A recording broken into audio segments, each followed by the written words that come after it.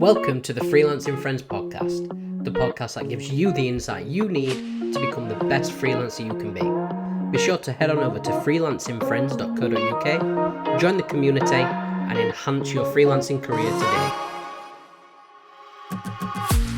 In today's episode, we're joined by Lucy Perrott, owner of Lucy Perrott Consulting.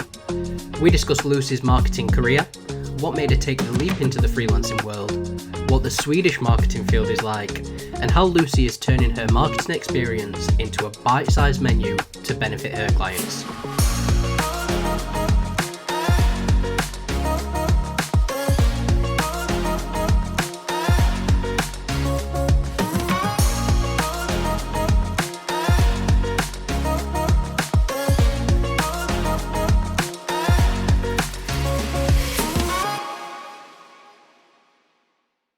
Lucy, welcome to the podcast. Thank you so much for joining us today.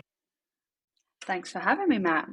My pleasure. So, as I do with every guest on the podcast, I thought if you could give us a bit of background into who you are, what you do, anything else that you might find interesting to let the listeners know at this point as well. Sure, no problems. I'll try keep this short and sweet, but I do like to chat, so let's see how this goes.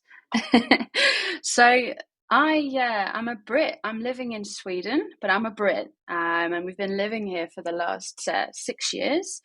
But perhaps we can come back to that. I started off my career within sales and business development. And I'm now working in marketing. So I've kind of started off in sales, and I've managed to find my way into the marketing sphere over the last 13 plus years. And I found myself graduating towards marketing and becoming more and more fascinated with the why. I think sales and biz dev is really interesting, but I kept kind of coming back to, why would people buy? The psychology behind that. So cast your minds back. This was kind of around the time, and this is going to show my age now, but this was around the time when Webmaster Tools was peeking into the sphere and taking off. And I think digitally savvy business owners were turning their heads towards measurement within marketing, and it was becoming less and less about we need to do X events and trade shows, and more, okay, what should we be doing online and how can we measure that? So I thought that was really interesting and a little bit scary, actually. But I like a challenge. So I started to sort of self-teach and involve myself in what that could sound like as a future career. And my gosh, it was a fun time, I think. Maybe you'd agree, Matt, to be getting started and cutting your teeth in the marketing world. And I did a bit of a stint client side. I was thrown into the deep end looking after marketing budget and a very small team from the start. And I thought, right, this is all very well and good, but I think I need to be surrounded by some experts and really, learn from some specialists and get stuck in or roll my sleeves up that way. So as I'm sure many of your listeners have done themselves, I threw myself into agency life. Best way of learning, right? Oh, definitely. So I this was cue me joining Zazzle Media, as it was at the time, and I joined as a PR specialist, and then shortly after that I actually became marketing manager for the agency. So that curious combo of marketing the marketers, as it were. So and as anyone listening will know, when you're working agency side, it's unreal pace. You're exposed to, a lot of, very real client situations where you're having to think fast, get creative, work together and come up with solutions. And we were working with some really cool clients, from, everyone from AO to Mulberry and in between. So it was a really cool time to get stuck in and learn. within digital marketing. So yeah, really enjoyed my time there, and in the sort of 2-3 years I was Zazzle Media, we were acquired by Sticky Eyes, and then acquired again by IPG Media Brands. So not only was it fast paced, lots of cool clients, lots of fun work, but we were thrown into the kind of really exciting time of brand new tools, shinier tools, bigger teams, more co-workers, and everything that comes along with being acquired. So yeah, it was a really smart move, I would say, to jump in agency side and get stuck in there with the team. Shout out to any Zazzle Medias listening from from 7-8 years ago. So it's really cringy. You can either edit that one out or not. It's absolutely fine, do not worry. I look back many times and cringe over what I say. I'm going to roll with it. It's fine. Yeah, so I mean, absolutely loved my time there. And then after a few years, me and my now husband, we decided to make a change, lifestyle change, and we had a bit of a what the heck moment, and relocated our lives to Stockholm, Sweden. And it certainly wasn't for the weather, but it's I mean, it's a different story out here in the Nordics when it comes to the digital marketing landscape. In some ways, very much ahead. In some ways, years and years behind when it comes to tactics such as SEO in some regards, and others. So really happy challenge to come out here and do something different. So that was 6 years ago now, and in the time that I've been here, I've dipped my toe into the SaaS space, working for a brand within hypergrowth. So that was again a wild pace, but a lot of fun and a lot of learnings. I've also worked within the fintech space for a kids money management startup. And then rejoined the agency world again, doing the same funny conundrum of marketing the marketers. We looked after, my team and I, a rebranding project, and then we really focused on drilling down into that demand gen and brand building. Happy marriage, as it were, to position the agency in a really good light in the Nordics. So I realised this was not a snappy introduction. Hard to cover, obviously, the ins and outs of your career, but hopefully that gives you a little flavour of where I've kind of come up to work-wise. And this all came before my best job yet, which is being a mother. Which kind of leads me into why freelance has been such an exciting option for me, and a really fun prospect for my family when it comes to autonomy, freedom, and creating my own destiny, if you like. Well, that's the beauty of freelance. I think that's why we all do it. But I will also say that do not worry about how long that was. I personally love getting as much background as possible. I think, it kind of shows that, in a way, as different as we all are, we've all actually probably had very similar kind of backstories, at least at some point along those journeys. And yeah, yours definitely sounds a lot more interesting than mine, I cannot lie. Maybe I need to just pack up all my bags and move somewhere else, which, funnily We've enough... got a spare room, Matt. Oh, there we go. We're sorted, because I was actually thinking Scandinavia as well, so I can't complain with that. But I think one thing that really... Well, there was a few things from there that actually jumped out that I want to touch on. But one of them was actually with you mentioning the difference in marketing, obviously, like from a Nordic standpoint. And that's something that generally people don't get much insight on, unless you actually, go and work within marketing in any different kind of, I suppose, locality is probably the right word. It's never really spoken of. So what were those differences? Personally, I'm really interested to find out. I know you said some some parts of it they're a bit behind, some parts they're a bit ahead. Mm. So yeah, I'd just love a bit more insight on that. Yeah, for sure. And I think maybe a good starting point is to state the obvious, right? That I'm in Sweden in particular, and Stockholm are famous for some leading innovative brands, you know, the Spotifys of the world, for example.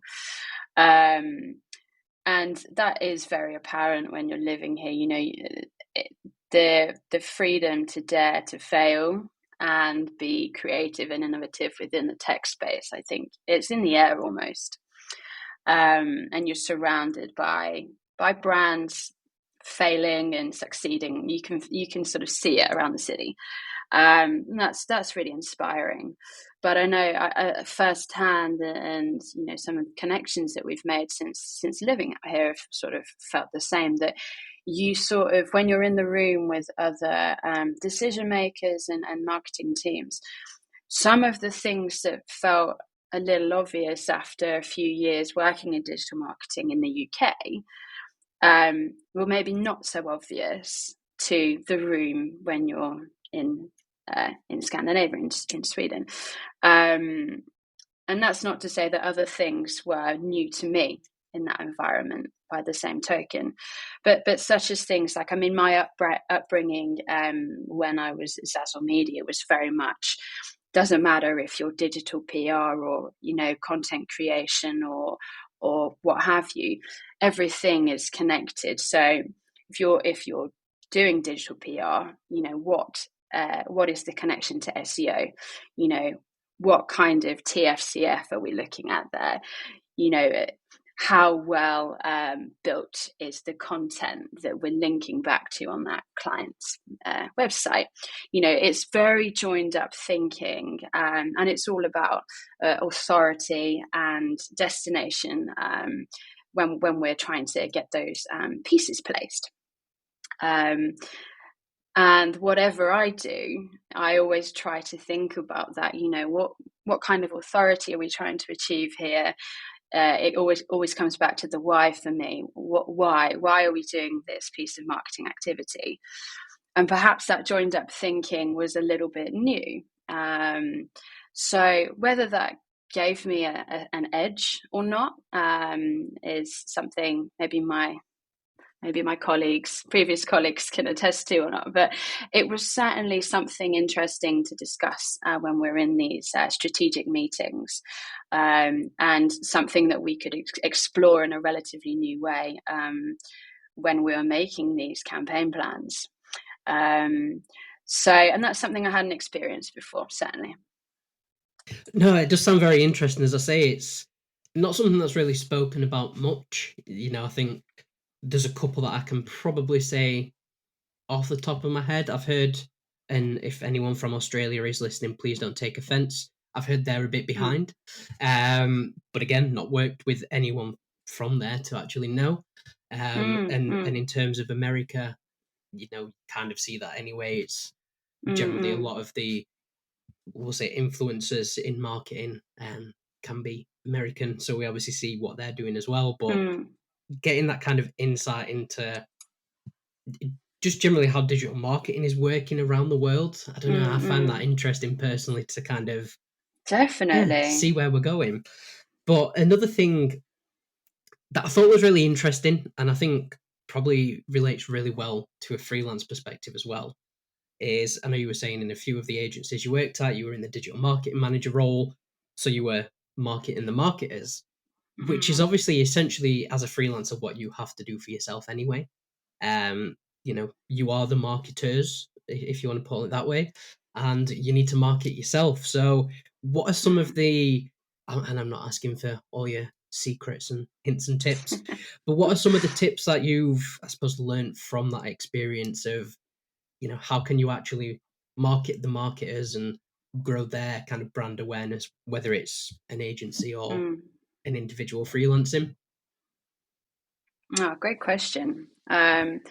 And I think, first of all, I'd like to say that I've done a terrible job of marketing myself. Oh my goodness. I don't know if this is just a Swedish saying, but it's the shoemaker's children have the worst shoes. And and I've not had time to do any marketing myself. So please don't look at my website because it doesn't exist. I've bought the domain, but it doesn't exist. So I need to have some of my own medicine.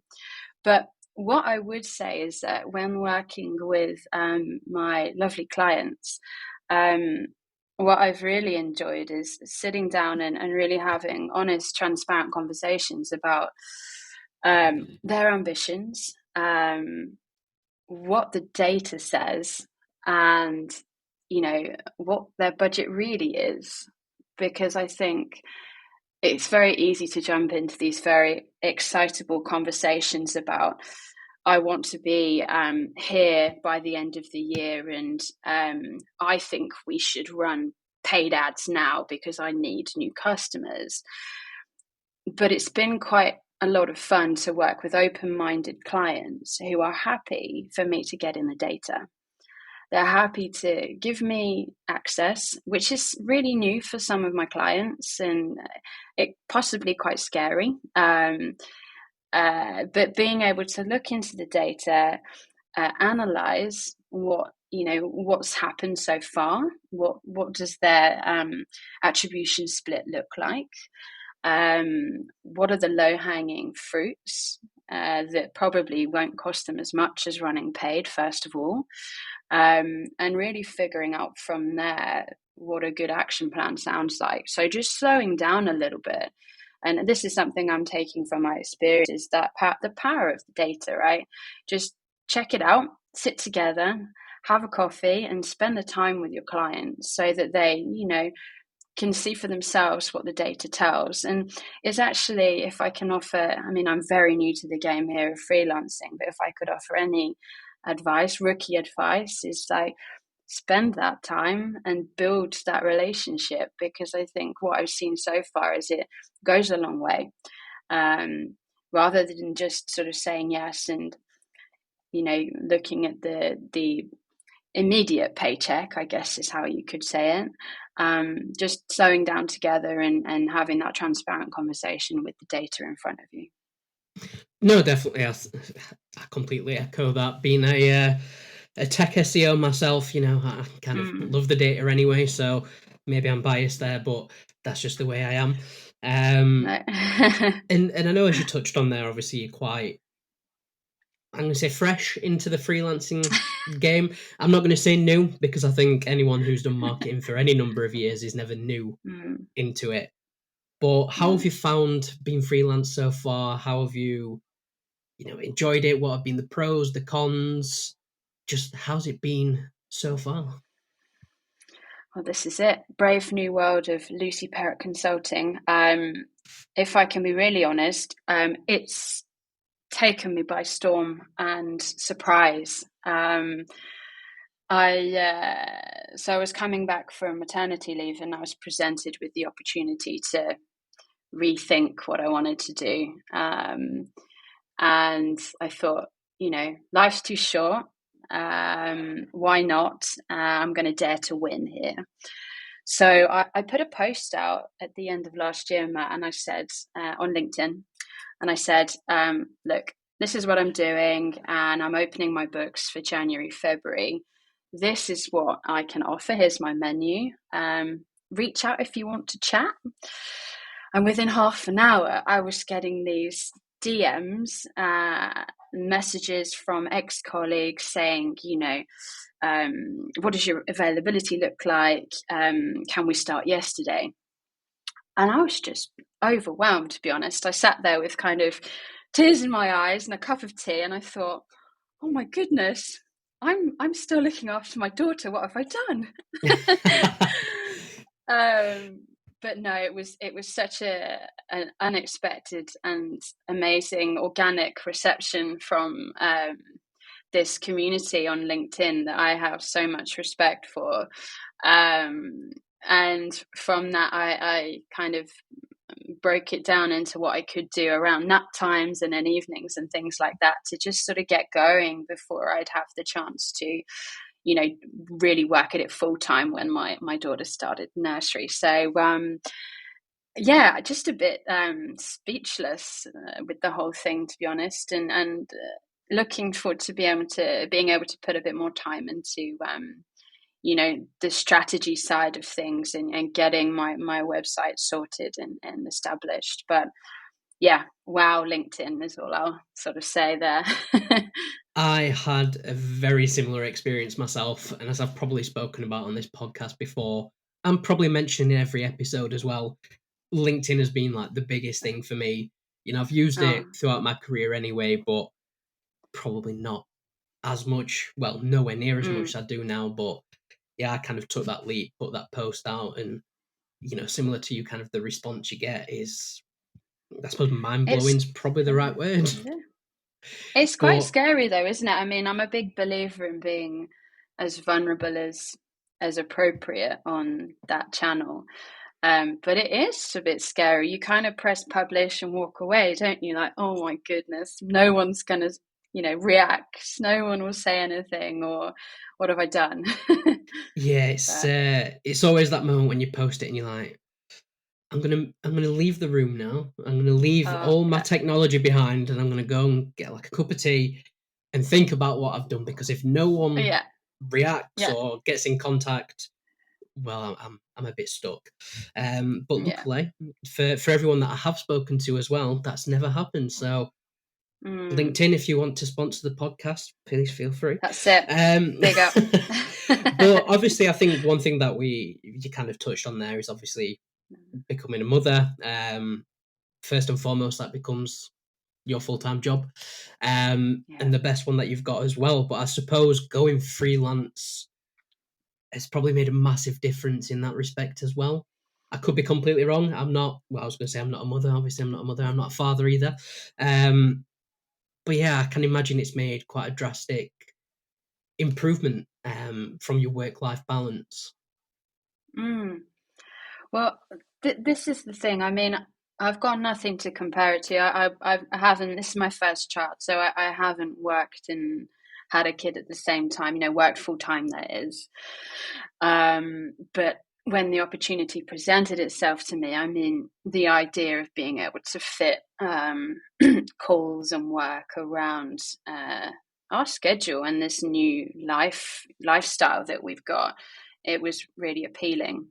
Of course, then the reality of actually being able to fill your hours and book time in an efficient way is another thing which I'm constantly learning how to do.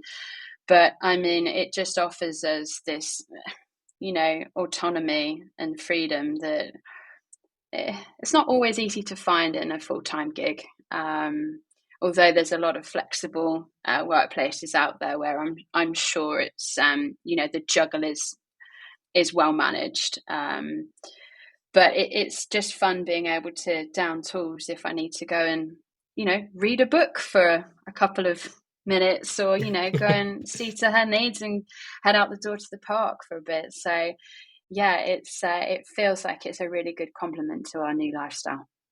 That's it. I think, obviously for me, but in a complete different way, that freedom of your own Mm, schedule, your own time, was yeah. one of the big reasons for doing it in the first place. But it's still probably the biggest benefit I've got from it as well. So, Mm, as you say, it could be anything. Just going outside for an hour because, and this is mm, maybe specific more to the UK and up north in the UK, it's not yeah. actually horrible weather, so I'll make use and go outside. But yeah, having that kind of Uh, freedom has always been, I think even mm, before I went freelance, that was kind of at the back of my mind, like, I mm, can have that extra time to myself, or I can work mm, less days a week if I want to, whatever kind of fits in there. Obviously, a lot of it does come mm, down to ensuring you've got clients and you are filling those yeah. days that you are working. But no, I think the freedom is definitely a big plus. And I know Yeah. I when you also would, think there's, sorry. no, I no, was just sorry, going go to on. say, just to tack on to your very true sort of statement there. Like, I think a large part of what I do, I mean, I'm a very T-shaped marketer. Um, yeah, we've talked about the data side of it, but my brain's very creative too, and my brain, it needs that space. I need the space to go and stand outside and like have a think and, do something different, come away, whether that's going to the gym at 11 o'clock or, like I say, taking my daughter out for a bit. I come back and I'll get more done in that next hour than I probably would have done if I'd had to be, churning all day long. So I think my brain's better for it.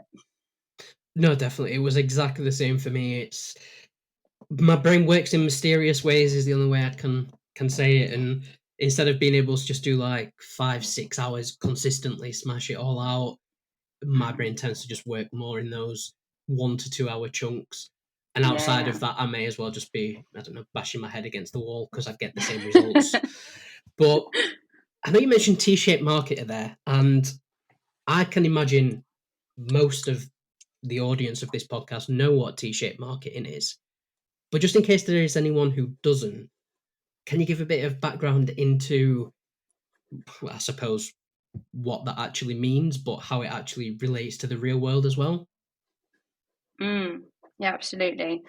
So I think, the roles that I've mainly had are, digital marketing specialist, marketing manager, CMO, um, that kind of role.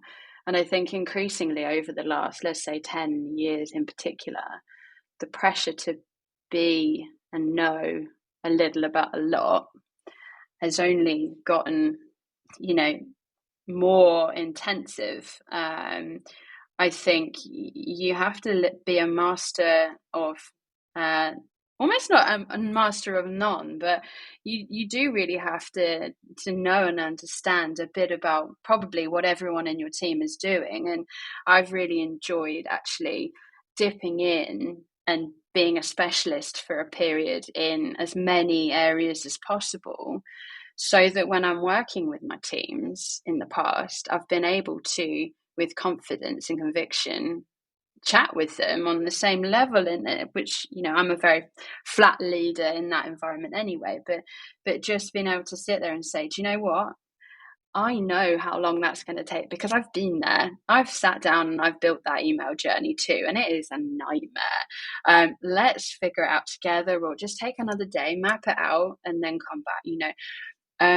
So I say that to say this, that a T-shaped marketer does need to know a bit about everything. The KPIs that are important for, LinkedIn ads or Google ads today in X industry.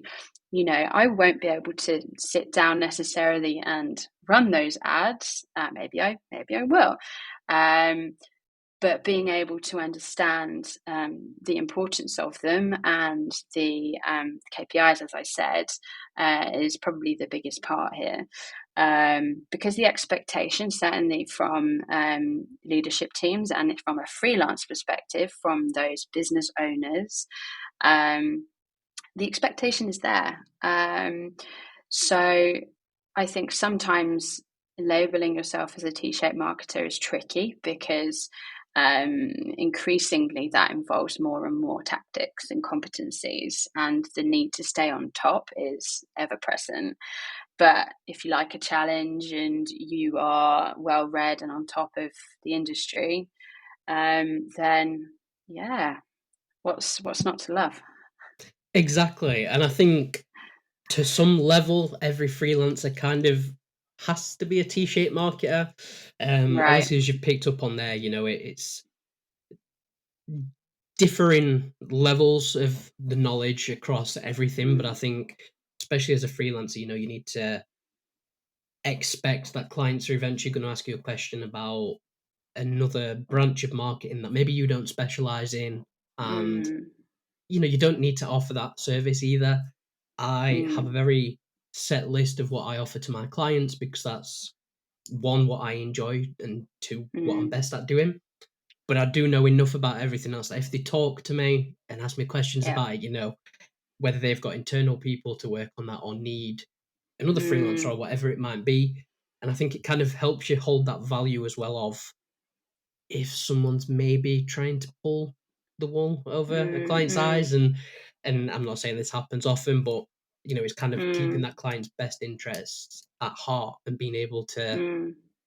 basically feedback anything about anything to do with marketing.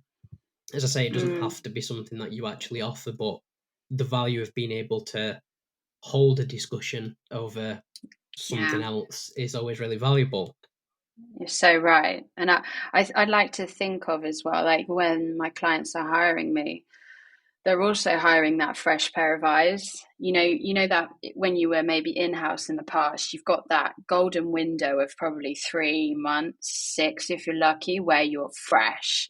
You spot things because you're not fully embedded in the business.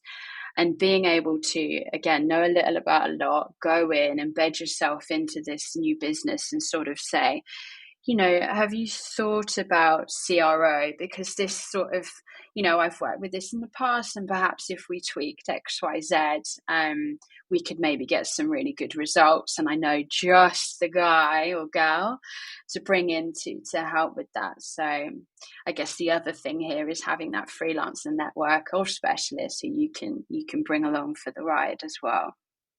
That's it. I think it all links in together, and it's just kind of adding that extra value.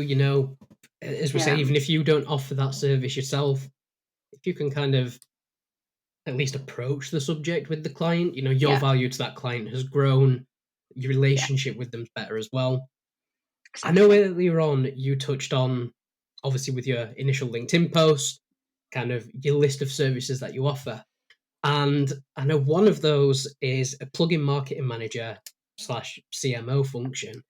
And I Mm, know we've definitely had a couple of other people on this podcast that offer similar or have done similar roles, mm. but we've never really touched on it. And I always find it a very interesting service to offer. So I was wondering if you could give a bit more insight into, obviously, one, exactly what the service offering itself is, and two, Mm. why you enjoy that part of the service so much. Yeah, of course.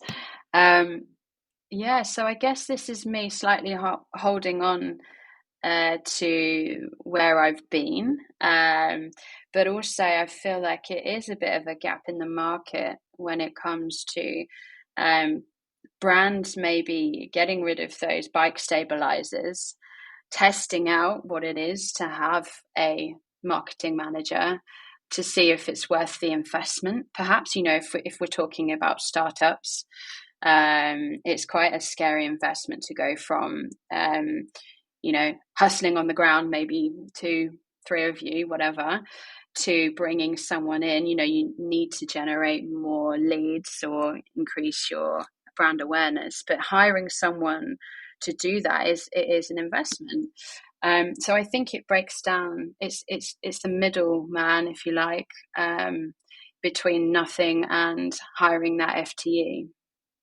Um, so what I've found with a few of my clients is I'm like holding their hand a little bit at first, and then they really see the value. We're able to get into the data together, and then I try to bring them along with me when creating that strategy. Um, so when it comes to the role itself, I very much see it as I'm there to direct and show them how it's done. I say I bring them along with me, but that's because usually it's someone's baby. You have to handle with care, but at the same time they're looking to me for direction. So it does involve a strategic marketing plan. Um, so of course there's that onboarding period where you really have to get inside the client's business and the industry, understand their target audience, and their desires and goals, and then we get to work, create that marketing plan. And all those marketers listening, preaching to the choir here, but it is that classic guardrails, putting in the frameworks that are necessary when it comes to funnel thinking. But back a step, have they got tracking and everything in place first? Have we got our analytics in place? All of the fundamentals, the foundations before you do anything. So really starting from scratch, ticking those boxes, and then getting the funnel thinking in place, figuring out where the target audience hang out. all of this good stuff so that we can put in place a strategy which covers earned, owned, and paid in the right way to fit their budget. So yeah, and we usually scale from there. So then if we need to have extra specialist hands to execute on the plan, then we do that. So yeah, I could spend the next 2 hours just talking about this, to be honest. But without doing that, maybe I should pause for breath. But no, it's exciting stuff, and it's when these strategies start to come to life and we see it all in motion, it's really, I love seeing how the clients respond to it. I think that's it, and I think it loops back round as well to what you were saying earlier about, if you're in-house, you've got that 3 to 6 month kind of golden time of your eyes are fresh, your thoughts are fresh, everything's fresh essentially, and you get to kind of really form that strategy. And it's not always in-house as well. Maybe you're getting this from working in an agency too, but I think that's what makes the kind of plugin marketing manager service so enjoyable, is you're kind of doing that with every client. So you're kind of living out that best golden time consistently over and over again. And it really does offer as well, you kind of, even if you stop working with them because you might be working on, a fixed term contract, you still get to watch their progress after, you've stopped working together, and kind of see where everything goes. So personally, I always think it's a really interesting service to offer, and I think it's probably one of the more fun ones as well in terms of the enjoyment you actually get from it. Definitely. So one thing that I like to ask all of the guests, and I don't ever expect actual numbers, as you've probably heard before, but I think one of the hardest things when you go freelance is figuring out your pricing. So that's everything from the strategy of pricing, is it hourly, daily, monthly, whatever it might be, through to what is the actual charge. So as I say, I'm not expecting actual figures, but how did you go around deciding your actual pricing, and what kind of thought process went into doing that? Oh, good question. And let's come back to the fact that I am a rookie. Let's call me a rookie. That's fine. Fresh face into the freelancing world, if you like. So I'm going to use the F word. I failed a lot. I got it wrong a few times. I did my market research, but some of my clients are in Scandinavia, some aren't. Some are in big cities, some aren't. So my pricing wasn't for everyone. And I think, as your previous guest I listened to with Rachel, she was saying that you have to be a bit agile, right, with the kind of client that you're working with, and that really rang true for me as well. I mean, I think something wonderful about freelancing is you do get to choose your clients, and you're able to work with brands that you believe in and you feel passionate about. So maybe, in some situations you say, right, well, let's have this introductory pricing.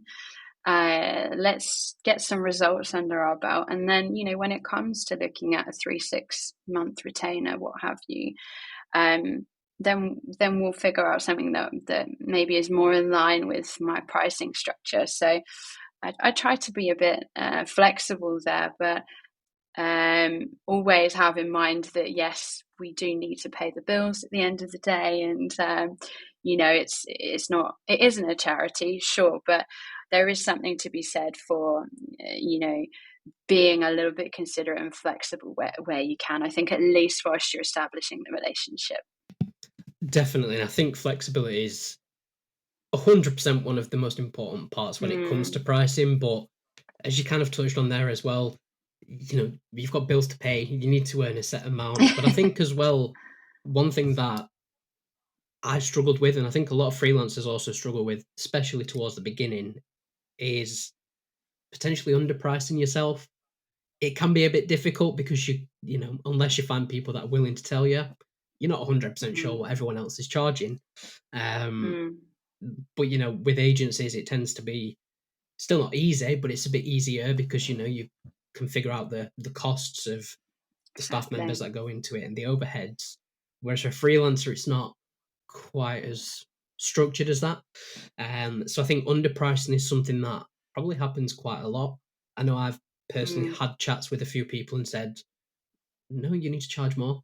Let's look at your Right. experience. It's not always how long have you been freelancing for, it's how long have you done the marketing itself. That's your Yeah. experience. Is at the end of the day, someone is now just buying you instead of Mm. buying an agency to get to you. So Mm. it's always And an it's interesting tough. topic. It's Yeah. so tough. It's Sorry, go on. no, it's just I'm sitting here nodding my head. I mean, it's to stand your ground and know your worth. That's one of the biggest challenges. Yes, you've got to figure out all your finances and make sure that everything works properly. But those business development conversations where you are pitching yourself and ultimately sending quotes and things, you have to believe in the work you're doing and the quality of it, and stand by that. I mean, it's got to be a fit for both of you, right? That's it. And I think sometimes it can be easy to, maybe if the client says, actually, can we pay X amount less a month? And you think, well, it's less than what I charge, but it's that amount more than Mm, what I've currently got. So sometimes it is yeah. easy, but I think standing your ground is definitely one of the, I'm going to say, more difficult aspects, but also probably the most rewarding. I've had it before Mm, where I remember the first time I had to turn down a client because obviously the pricing wouldn't work. And, you kind of sit there afterwards and you've sent the email and you're like, oh, what have I what have I done? So you can done? pace around for a while. But, I think the same with anything, and not just in work, but in Mm, life, if you just approach it with respect and you're just honest about it, exactly. people can't really say anything. So I think with the pricing, it is obviously we've touched on it in most episodes, but I think this is the most we've gone into it, and that Mm, is, it's difficult. I was lucky enough that I've got some very good contacts anyway who've been in the industry probably longer than I've been in work, who I could chat to, and I said I'm thinking of going freelance. What's mm, your recommendations overall? And from that, some pricing figures were thrown out as well. And okay. from that, you kind of, I suppose it was a cheat code for me in a way. I was like, well, if this person who is a legend in the industry thinks I'm worth X amount, I can probably go for that. But generally, overall, I've had conversations with people myself. It is just about don't underprice yourself. You know, Mm, First mm, things first, make sure you're earning enough. That's the biggest thing. Pay your bills, have a mm, bit spare, make sure you can actually live. That's the whole mm, point. But outside of that, it's kind of knowing your worth, and mm. it's But I really think you're difficult. right. You're a bit. There's absolutely. If I can pluck that nugget of gold from what you've just said, I think asking people that you have worked with and who you respect in the industry for, just some really honest advice, and, ask them what your weaknesses are, what your strengths are, um, and take that, think about that, build your pricing around that and take it into consideration, because it's very hard to, I think a lot of us struggle to self promote. And we talked a bit around creating LinkedIn posts and like that thought leadership piece. It's not easy to put yourself on a pedestal. It's really quite tricky, um, because it's very hard to do it with and seem humble at the same time. So I definitely think there's a lot of merit in asking others for some advice and some, just to give you a bit of pep, actually. Um, That's it. so It's not maybe an I'll do that overnight. actually. Go for it. But yeah, it's not an overnight thing. Like pricing needs to change, and some of it does No. come down to once you've been a freelancer for longer, you can charge more as well because you've built Mm, up the brand around yourself more. But That's it. sometimes you can have, if you've been in an agency, you've maybe got a rough idea of what would they charge a client for this service that I offer. And you can say there, well, that amount is too much for me to charge because I don't need to cover XYZ. But you Yeah. can kind of break it down yourself if you're okay with numbers, and kind of get to that kind of sweet spot. But being flexible is really important, and as I say, it's kind of, if you have got people you can talk to, they're always best, because at the end of the day, you know when you work for a company, it's only the same as going in and saying, oh, I want a raise on my salary or a promotion. Mm. It's the same thing when it comes to your pricing. Essentially, is you've got to think, Mm. if I was going to go into a company and say, well, actually, I'm worth this amount per year as a salary, don't be afraid to say to a client, if you're a freelancer, well, actually, this is my day rate or month rate, whatever you might Mm. charge. Yeah. So, a few questions that I like to ask everyone. And I think so far we've actually had relatively different answers on them all, which is great, because Okay. otherwise people will probably get bored. So, the first one would be, and I think you may throw out quite a few different ones here to what has been said. In Okay. general, across marketing, what are your 3 favorite or go-to tools, pieces of software that kind of help you day to day? What are your favorite ones that you'll always go to? Okay, good one. And 3. Yep, if you want to do more, feel free. If you want to do less, feel free. Well, I would say that day to day, I mean, I'm always in analytics. I mean, that's probably a bit of a bog standard, boring answer, but I'm in there. But tied with Systrix and SEMrush. So maybe they are overlapping with what other people have said, but I think it's a very happy combo. And generally find most things I need in there. That's not to say that I don't spend time in other tools as well, but I think when it comes to working with data, and then what I'm doing is making strategic assumptions and plans from data. So yeah, that's where I hang out. Perfect. No, I think, some of them have been said before, but I think it just kind of goes to show, if you are looking from a data perspective specifically, I mean, analytics itself generally being a free tool, unless you pay for it, but generally being a free tool is just so invaluable. Invaluable, is that the right word? Why I'm a podcast host, I don't know, because I don't know words. But I would also say Systrix is a big one that, until I'd say a couple of years ago, it's probably more than that now, but a fair few years ago, I'd never heard of it. It had been around. I got introduced to it working at an agency, and it kind of just blew my mind. I was like, well, why have I not heard of this before? So, big shout out to Exactly. How Systrix many there. hours it could have saved you.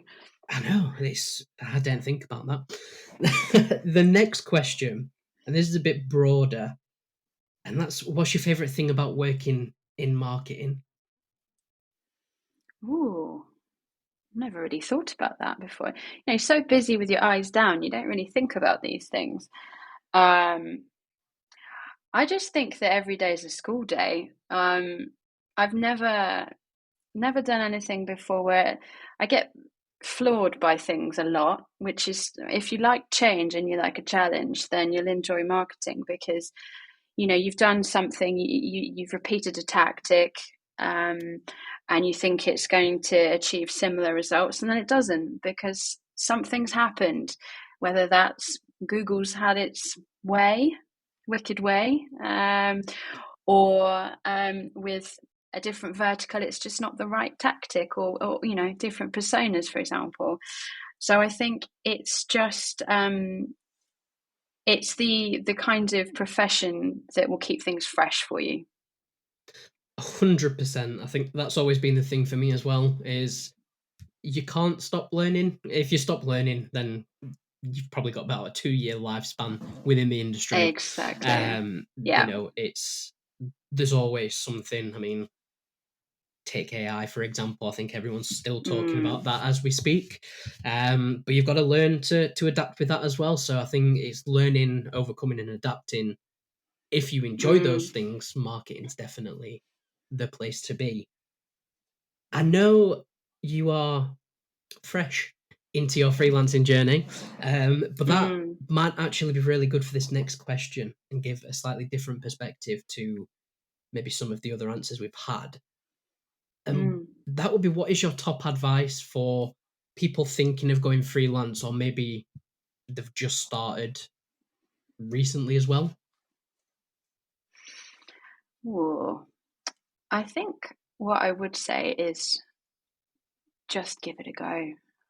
What have you got to lose? I'm a big believer in life happening when you're looking the other way.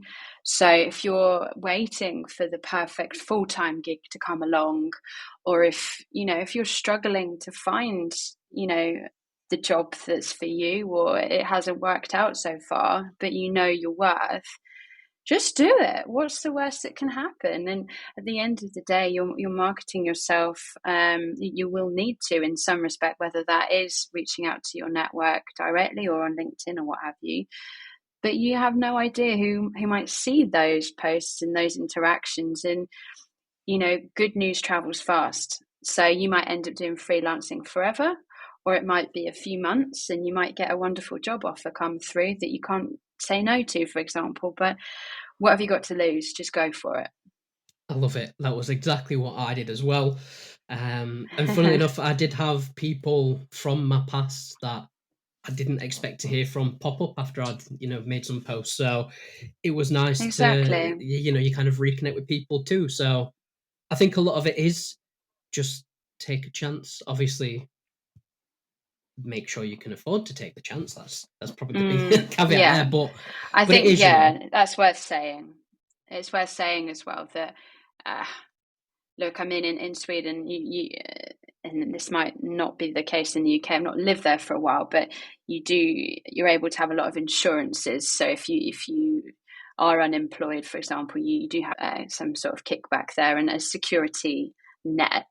So I know this comes from a place of privilege, being able to take the leap. So that goes without saying. If you can make it work, then just believe in yourself. That's it. I think, as cliche as it sounds, life is too short not to just take a Yeah, chance on yourself. So yeah, take a there we go. chance and just go for it. And finally, this is the part where you get to tell everyone where they can go and find you online, and also if there's anything in particular that you want to plug into the podcast, if you've got anything exciting coming up or anything at all that you want to say. Oh, thank you. So as this is truly potentially my first piece of marketing, Matt, I'll just say to anyone listening who is curious about what I'm doing, or maybe they think that there could be a fit, that they can find me on LinkedIn. So Lucy Perrott is my name. So search for me on LinkedIn, send me a DM. My email address is also there. I'm currently building my website. If there's anyone that wants to build it for me, please reach out. I've not had time to build my website, but when that launches, I will publicize that on LinkedIn as well. So feel free to follow me, connect with me on there. And I really hope that I can start to do more marketing very soon. So thank you so much for having me and giving me the opportunity to be a rookie, and also to endorse a little bit at the end here. It's really kind of you. No, absolutely no worries at all. What I will do for all the listeners is I'll leave links to your LinkedIn as well in the show description. You can also just go and search for Lucy if you want. If you don't like clicking links, I won't be offended. But yeah, what I'll do is I'll include all of those links in the description. Obviously, if you are listening, make sure you do go and connect with Lucy. I think there's going to be some exciting things to come over the coming months, and I, for one, am excited to see it, especially the website. I will keep There we pestering you on go. that. I'll make sure Do I it, keep pestering you to keep it up. I'll be reaching out for you for your optimization wizardry as well, Matt. Well, thank you very much. I do appreciate that.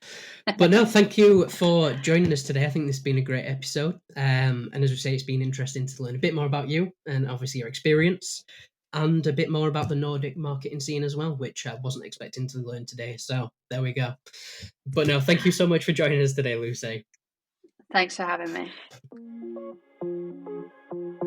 Thank you for joining us on this episode of the Freelancing Friends podcast. I hope you enjoyed the episode, and I would love to hear any feedback you have. Remember to head on over to freelancingfriends.co.uk and join the community today. Also, be sure to follow the podcast on your favourite streaming services.